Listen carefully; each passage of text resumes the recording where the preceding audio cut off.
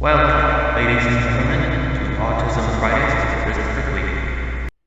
Welcome back to Autism Fridays with Christopher Cleveland. I'm your host, Christopher Cleveland. In local news, our COVID-19 case count has reached over 130 active cases and combined total of 930 positive cases as of recording this episode. Furthermore, despite this, the state of Utah has declared success in meeting all the markers for a full-scale reopening of the state borders.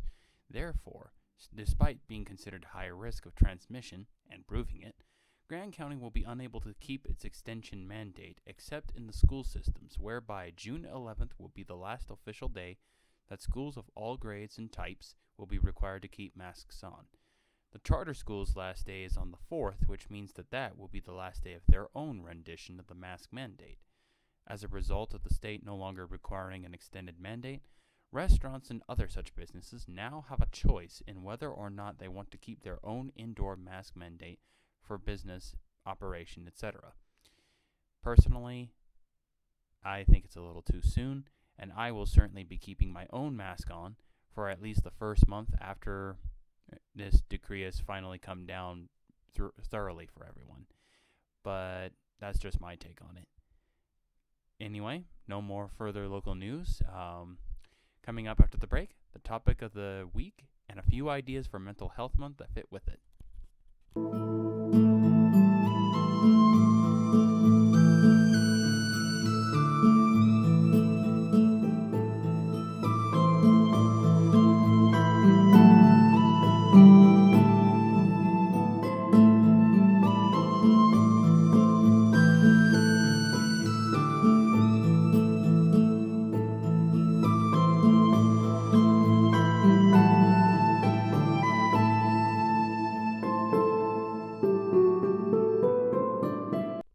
Thank you for tuning back into this episode of Autism Fridays with Christopher Cleveland. I'm your host, Christopher Cleveland. For today's topic, I wanted to emphasize the importance of what I call controlled hesitation. This is the idea of anytime someone feels an emotion that might be considered passionate or intense, like anger or sadness, take a step back and question it. A practical application of this that teachers and parents alike will both know is questioning their children on what the rule is for an impulsive behavior. I encounter this a lot at my after-school and paraprofessional jobs, where I have kids doing things in the heat of the moment, such as, say, climbing up a piece of equipment that they shouldn't be during the after-school program. A simple application in this case is calling the attention of the student in question, asking them if they're allowed to do that particular action during school, and when they answer no, ask them why they think they can do it at Beacon, especially since we're still on school campus. Should questioning not work, however, I had a similar process that was just gentle reminders. See, at the charter school, I have volunteered to work with some of our eldest autistic students when I either have spare time or I am somehow unable to do the work I'm normally assigned, and this is just to establish the context of where I'm going with this. Last Wednesday, I worked with one such kid in a game of chess and had taught them about the breathing techniques I mentioned here in the podcast. During the game, the student was otherwise quick to panic at the movements I was making, but each time I caught the warning sign in time and told the student that this was their reminder to breathe in the way I taught them before we sat down to play chess. After it was over, I then asked them questions that were designed to check their understanding and or appreciation of why I would emphasize the breath in the event they felt their heart pumping hard for any reason at all. I figured that if I told them that, they would have an opportunity to see the wisdom in practicing meditative breath whenever the student went for even a jog. Didn't have to be risking an emotional meltdown in any way in order for the benefit to be seen.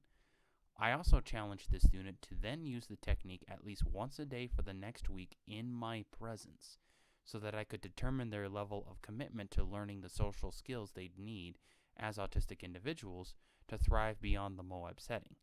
The point in this narrative being that when you're able to somewhat intellectualize your emotions, rather than ride the roller coaster, so to speak, you then begin to become aware of the reason behind the emotion. An exception to this, quite notably, is pain. Specifically physical or physiological pains that are not controlled. This is a skill that I see missing in very highly emotionally sensitive children, the exceptions notwithstanding, usually on the autism spectrum, and that is an area where I do feel the field of education could use a wee bit more work. Oh, one more thing I forgot to mention about this that may be obvious already, but is still worth considering.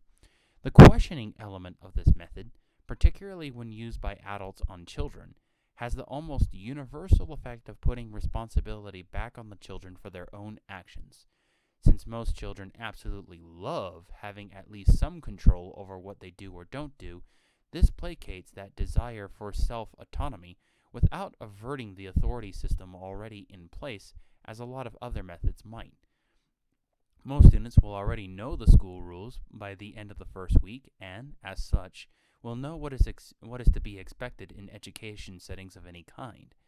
By employing this method, especially on older kids, you don't instigate the rebellious spark so much as you encourage the intellectual and responsible part without the need for a reprimanding or angry tone.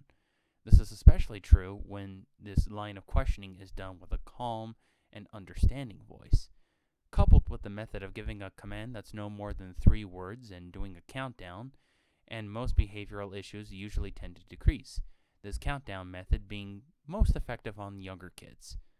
As for the connection in mental health, intellectualize what's going on with the children you serve by questioning them on their behaviors. And this will ask you to keep your own emotions and frustrations in line long enough to dissipate theirs. And I can tell you from experience, boy, is that a stress reliever for this wearied soul. Coming up after the break, our simple meditation of the week and our dedication. Take care.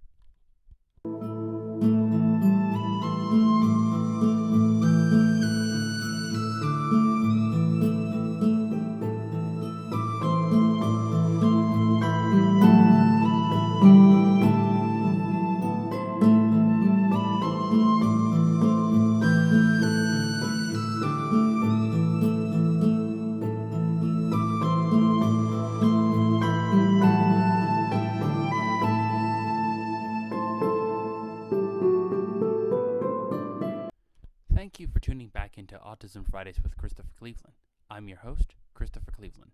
For our segment Simple Meditations, I want to introduce you to the Qigong that I usually do when preparing to train or even during class, whereby you create a bubble of energy around yourself. So stand as you would be if you were going to make the vertical circles from the first Qigong of the show, the one where you scoop up energy then send it back down.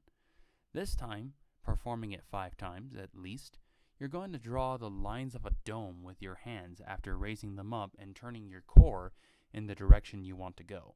I typically like to start it off by pulling my hands into the air, then twisting my core right as I begin to drop my hands back down to my thighs. For the first one anyway, this way there's a spiraling layer. Repeat this until you have 2 diagonal domes, one that sends energy to your direct right and direct left, as well as directly in front and behind you. Release an intention as you do so, in my case being attentive to the changes of energy in other people. When you're satisfied with your multi-layered dome, let your hands drop to thigh level in front of you and breathe a few times. 5 to 9 times should be sufficient, always remembering to breathe in and fill the belly and breathe out and empty it, taking it nice and easy as you do so. If you need clarification or a demonstration, I'd be happy to make a video to that effect. Thank you for tuning in, and I'll see you next time. This episode is dedicated to the 98 East Center Street restaurant here in Moab, Utah. In my opinion, this establishment is one of the forerunners of effective COVID mitigation in Moab, Utah, as their first reaction when a large spike hit us at the beginning of the year was to shut down indoor capacity. It was winter anyway. As well as patio seatings, reducing themselves to just pickup and takeout services while still requiring masks throughout the duration of your time within the restaurant. They serve fantastic food, the staff are friendly and smart, and whether they know it or not, they've made a huge difference in the fight against this novel pandemic as far as Moab, Utah is concerned. This has been Autism Fridays, and I'll see you next week. Hi, I'm Christopher Cleveland, creator, host, and director of Autism Fridays with Christopher Cleveland. I am a certified secondary education provider located in Moab, Utah, and I'm here to tell you about my show, Autism Fridays with Christopher Cleveland. If you wish to have optimistic, educational, humorous, fun content which holds ideas for age-appropriate discussions for your autistic child or other relative about the COVID-19 crisis and your state's related efforts to curb its spread, subscribe to my YouTube channel or join the Facebook group Autism Fridays with Christopher Cleveland today.